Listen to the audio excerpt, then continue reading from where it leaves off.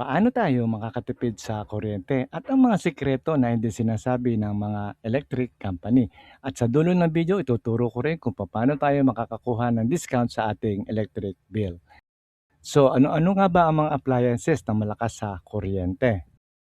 Kung gusto mo talagang bumaba ang bill sa kuryente, hindi sapat yung papatayin mo lang ang ilaw. Ang malaking tipid ay nanggagaling sa mga appliances na malakas kumonsumo. So kung mas mataas ang wattage, mas mataas ang konsumo. Katulad ng aircon, maabot ng 2,500 watts yan. Ang washing machine, maabot ng 2,000 watts. Ang rice cooker, imagine nyo, maabot niya ng 1,000 watts. Lalo na kung naka-keep warm mode. Kaya huwag yung patagalin. Kapag naka-keep warm na, luto na, patayin nyo na kaagad. Umabot po yan ng 1,000 watts. Mas mataas pa ang konsumo niya kaysa sa ref. Ang ref ay umaabot lang na hanggang 800 watts. So ang desktop computer ay umaabot din ng 800 watts. Ang TV hanggang 300 watts. Ang electric fan ay hanggang 100. Pero kung 24/7 yung sa gagamitin, mas mataas ang konsumo niyan. So una, ayusin ang paggamit ng aircon. So itakdaan 24 to 26 lang ang temperature, wag sobrang lamig. Gumamit ng electric fan kasabay para mas pabilis lumamig ang paligid. So linisin ang filter bawat 2 to 4 weeks o isang buwan. Ang aircon ang pinakamalakas sa konsumo kaya dito ka dapat magtipid. Ikalawa, iwas phantom load o yung nakasaksak pero hindi ginagamit. So tanggalin ang mga saksakan ng TV, charger, microwave, gumamit ng extension na may switch para isang patayan lang. So kahit naka-off yan, kumukonsumo pa rin yan ng kuryente. Ikatlo, ang tamang paggamit ng ref.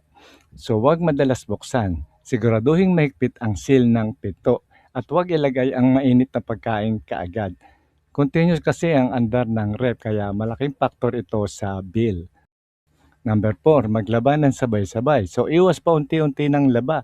Gamitin nyo ang full load ng inyong washing machine. Halimbawa hanggang 5 kilograms. So 5 kilograms kaagad ang inyong laban. So lumipat sa LED bulbs. Palitan ng mga incandescent o fluorescent lamp, luma na po yan. Mas matipid at mas tumatagal ang LED. Number 6, iwas paggamit sa peak hours. Ito, take note ha. Ang peak hours ay ang hapon hanggang gabi. Karaniwan niyan 5 to 9 p.m. Mas mahal kasi ang singil ng kuryente kapag mas mataas ang demand.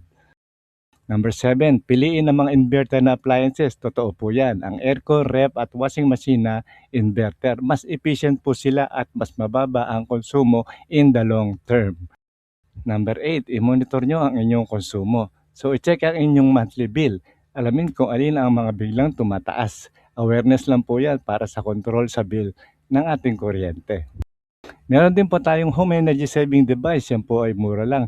At functional, proven po yan. Good for lights, chargers, small appliances. At 392 lang po ang presyo niyan sa Shopee. Proven po yan. So, ilalagay ko rin lang link sa description kung interesado kayo. Bonus tips, ang diyan ng marami.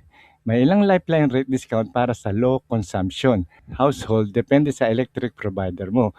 Kahit hindi ka 4-piece, pwede kang makasama kung mababa ang usage mo. Meaning, mabibigyan ka ng discount. Ang lifeline rate ay mandatory ng Energy Regulatory Commission kaya lahat ng distribution utilities katulad ng Meralco ay required na magbigay nito. Target nito ang mga low-income household na mababa ang konsumo ng kuryente.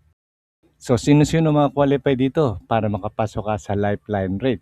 Unang-una yung mga low-income household, kumukonsumo ng 100 kilowatt pababa bawat buwan at kahit 4-piece ka o hindi, kasali ka rito. So paano tayo mag-a-apply? Unang-una, pumunta sa barangay o sa munisipyo o sa social welfare at humingi ng certificate na ikaw ay low-income earner. So ihanda ang mga requirements. Kailangan nyo lang ng valid ID at yung pinakahuling electric bill nyo. And then pumunta sa inyong electric provider o sa Meralco halimbawa at mag-fill out kayo ng application form at isubmit ang requirements.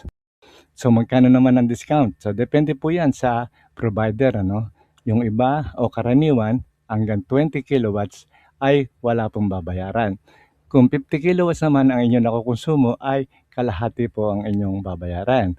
Pag umabot naman kayo ng 70 kilowatts, 35% ang inyong discount at kung umabot kayo ng 100 kilowatts pababa ay meron pa rin kayong 20% discount.